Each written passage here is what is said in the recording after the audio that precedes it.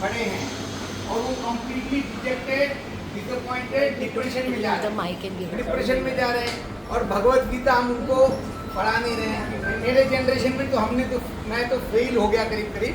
तो मैं ये चाहता हूँ कि हम अपने ग्रैंड चिल्ड्रन को कम से कम, और जो यहाँ है मिडिल एज, जिनके बच्चे टीन एज में हैं, बहुत पहले आप पढ़ा लीजिए, बट उनको समझ में नहीं आएगा, but let them learn road.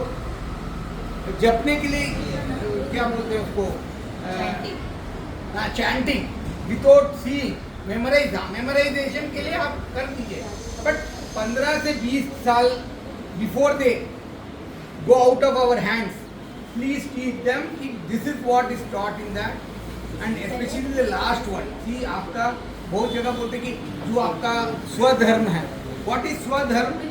स्वधर्म is nothing but our inside, जो हम मे बी यही कहते हैं कि 7 जन्म का हमारा साथ रहता है और 7 जन्म का आगे का, हम जो आज अच्छा कर रहे हैं हमारे 7 पीढ़ी को पैदा होता है, और जो हमारे 7 पीढ़ी जो पीछे हमारे किए हैं उसकी बेसिस पे हम उस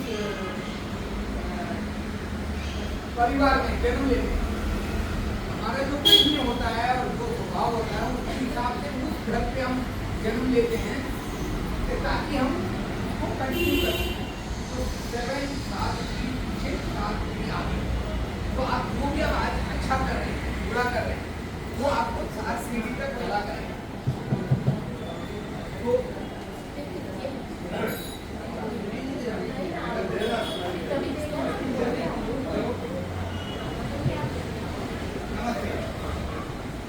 जब श्रद्धा आएगा, गुरु के ऊपर श्रद्धा आएगा, पुस्तक के ऊपर श्रद्धा आएगा, तभी हम पढ़ेंगे। अगर हम ऐसे ही पढ़ लेते हैं तो आप खुद अपना आलोचन करिए कि आपने पढ़ा, आपने डिग्री पास कर दिया, पोस्ट ग्रेजुएट भी कर लिया, डॉक्टरेट भी कर लिया, बट इतना चीज आपकी याद में है बहुत कम। बट वही चीज आप श्रद्धा से याद करोगे जो आपके बचपन में आपके माता पिताजी ने एक श्लोक बता दिया होगा, वो हम लास्ट एज तक हमको याद रहता है। बट जो हम स्कूल में पढ़ते हैं और एग्जाम पास होते ही अगले दिन थोड़ा भूल जाते हैं। तो इसीलिए हमको श्रद्धा बहुत इंपॉर्टेंट है। इसीलिए बोलते हैं गुरु को पहले नमन करिए, पिता की माता पिता जी को पहले नमन करिए, और उसके बाद ही हमारा ये होता है। तो ये भगवत गीता जो है बहुत ही इंपॉर्टेंट है। हमने तो पास कर दिया, अभी हम कितना कर सकते हैं, मैक्सिमम कुछ ज़्यादा कंट्रीब्यूट, बट यही चीज़ अगर मेरे को जॉब में लगने से पहले इतना ज्ञान मिल गया होता तो शायद मैं और अच्छा खड़ा होता। अभी जो मेरे माता पिताजी ने जो सिखाया उसके हिसाब से हमने अपना धर्म का पालन किया। बट अगर हमको ये गुरु का, भगवान श्री कृष्ण का, स्वयं का ही वो ज्ञान हमको मिला होता तो शायद I would have done better for this country and our children would not have gone abroad. ये लोग क्यों भाग रहे हैं इधर उधर? क्योंकि हम इधर वो रुक के इसको सुधारने की कोशिश नहीं कर रहे हैं। इंडिपेंडेंस से पहले देखिए सब लोग लड़ मर के खाला ये सब किया, बट अभी इस जनरेशन में लोग नहीं है, they want to get better effort, better comfort, और उसमें और अच्छा ये करना है करके अल्टीमेटली कुछ तो लेके जाने वाले हैं। बट और एक चीज मेरे दिमाग में आया, हमारे इसमें क्या कहते हैं, हमको फिर से जन्म लेना है, तो हमको क्यों अच्छा काम करना है, क्यों अपने आस पड़ोस को सुधारना है? क्योंकि अगर हमने अच्छा किया और भगवान ने हमारा मान लिया कि भाई तुम अच्छे आदमी हो, तो हमको स्वर्ग मिल जाता है या मोक्ष मिल जाता है, फिर आना नहीं है। बाई चांस हमने 10% कम काम किया, कुछ गलत काम किया, तो फिर से हमको यही जन्म लेना है, और यही जन्म लेना है। तो अगर हम सुधार के जाएंगे इस दुनिया को तो हम अच्छे हालात में पैदा होंगे। तो जो भी ये पूछता है ना कि हमको क्यों अच्छा करना है, बोलते हैं भाई चांस अगर हमारा मोक्ष नहीं मिला और हम वापस आ गए तो हम इसीलिए वसुदेव कुटुंबकम करता है, पता नहीं कहाँ पैदा होंगे, वो हम जीव जंतु किस प्रकार में पैदा होंगे ये भी पता नहीं। इसीलिए हम बोलते हैं कि गाय बाघ इसको सबको अच्छी तरह देखो, उसी तरह से आस पड़ोस वाली को देखो, आस पड़ोस का ये सुधार। तो दिस माई कॉन्सेप्ट वो पता नहीं कहाँ से मेरे दिमाग में आया, but I wanted to share. तो आप बच्चों को जरूर ये करिए कि before they reach, I think 35 to 40 is the peak when they can reach the high level of their. और अनदर थिंग इज से ये जो स्वभाव का बहुत लोग होते हैं ना, जन्म से नहीं, आपके अंदर का जो साथ जो जितने भी पीढ़ी से आप आ रहे हैं, बाहर आ गए, बहुत लोग क्या करते हैं, प्रेशर ऑफ दिस वन, वो इंजीनियरिंग कर लेते हैं, डॉक्टर कर लेते हैं, बट लास्ट में क्या करता है, वो अपने स्वभाव से वही फील्ड चूज करता है जो उसके लिए अच्छा रहता है। वही श्री कृष्ण जी बोल रहे हैं, कितना भी अच्छा दूसरे का काम कर लो, कहीं ना कहीं आपको डिस्टर्बेंस रहेगा। और आप अपने स्वभाव से जो तुम्हारा जो लिखा हुआ है, जिस वर्ण में तुमको करना है, उसमें अगर आप करेंगे तो आपको not only you get what you call, not only you will do very good, but also you will feel happy and satisfied. बहुत लोग को देखिए, आप कम पैसा नहीं मिलेगा, बट वो अपने एक हॉबी ना, वो इसमें इंग्लिश में बोलते हैं, if your job hobby is equal to your job, then there is no problem because you don't have to work. You are very happy. तो भी इंटरेस्टेड है उसको लोग उच्चारण करने के लिए और उसका अर्थ समझने के लिए, और उसके थ्रू संस्कृत का भी ज्ञान होगा, खुद आप सीख सकते हो, खुद आप उसको इंटरप्रेट कर सकते हो, ये भी है।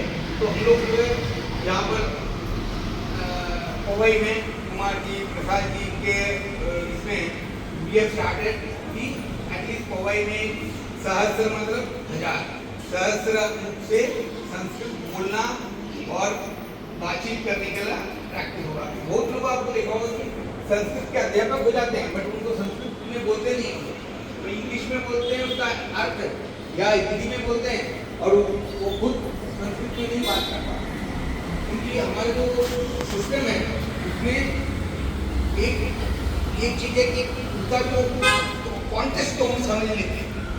But the group has started teaching Sanskrit in Powai English high school और 5th and 6th एक आधा घंटे का class, and 1st and 2nd standard, क्योंकि हमको बहुत इम्पोर्टेंट है कि हमारा जो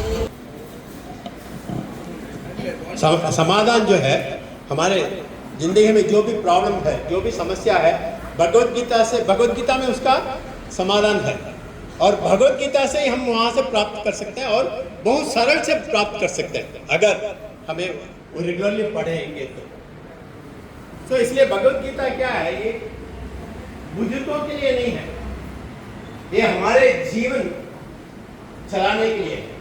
हमें कुछ भी समस्या है तो वहाँ से समाधान मिलेगा। कैसे समाधान मिलेगा और कैसे मालूम पड़ेगा समाधान के लिए? हम क्या करते हैं, अभी उसका अनुवाद पढ़ते हैं। अनुवाद से क्या होता है, जिसने अनुवाद किया, हम किताब का, भगवत गीता का अनुवाद नहीं पढ़ते हैं, जिसने अनुवाद किया उसका दिमाग पढ़ते हैं।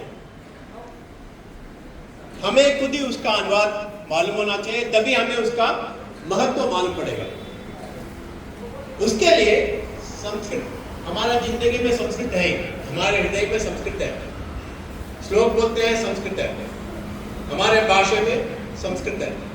उदाहरण, बंगाली में 80% है Sanskrit, Malayalam has got 70%, Marathi has got 80% of Sanskrit words. So हमारे मातृभाषा के अंदर संस्कृत भाषा, संस्कृत शब्द है, और वो उधर से ज्यादा फर्क नहीं है। इसलिए हम थोड़ा कोशिश करेंगे तो हमें जरूर उसका अर्थ मालूम पड़ेगा। उसका मालूम करने के लिए भी हमने यहाँ पर एक क्लास रखा है, जहाँ पर संस्कृत पढ़ने के लिए छोटा सा स्लोली हम लोग क्या, जैसे बच्चों को हैंड होल्डिंग करते हैं, अभी छोटे बच्चों को कैसे माँ ने उसको हाथ पकड़ लिया, ऐसे हम करते हैं।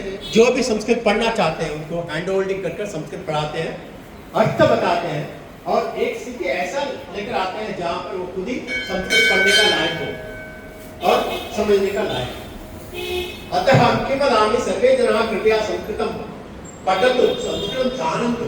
अहं किमर्थं संस्कृते वदामि चेत् अहं निश्चयेन जानामि, सर्वे जनाः ज्ञातुं शक्नुवन्ति यदा अहं संस्कृते वदामि चेत्। शनैः शनैः वदामि, यदा अहं संस्कृते वदामि चेत् सर्वे जनाः ज्ञातुं शक्नुवन्ति। किमर्थम् इत्युक्ते अस्माकं मातृभाषायां संस्कृतशब्दाः अधिकाधिक संस्कृतशब्दाः सन्ति। अतः अस्माकम् इत्युक्ते भारतीयजनानां कृते संस्कृतं बहु सरलमस्ति। वयं किञ्चित् प्रयत्नेन ज्ञातुं शक्नुमः। किं करणीयम् इत्युक्ते तत्र शनैः वयम् एकम् अक्षरं पठित्वा अग्रे शब्दं पठित्वा वयम् अग्रे नयामः चेत् अग्रे गच्छामः चेत् वयं ज्ञातुं शक्नुमः। निश्चयेन शतभीतं वयं ज्ञातुं शक्नुमः। उदाहरणं वदामि। खाता है खादति, पीता है पिबति, जाता है गच्छति। सब संस्कृत वाक्य है। खाली क्या है उसमें अंतिम जो है उसमें शब्द का थोड़ा भेद है, खाली वही जानना है और कुछ नहीं। हम सब लोग स्कूल में पढ़े होंगे संस्कृत में, ये नहीं है कि संस्कृत नहीं पढ़ा है, पढ़े हैं। हम क्या करते हैं, घर में पूजा करते हैं, संस्कृत शब्द प्रयोग करते हैं। मंदिर में पूजा होता है, संस्कृत शब्द प्रयोग होता है। श्लोक पढ़ते हैं, संस्कृत शब्द प्रयोग होता है।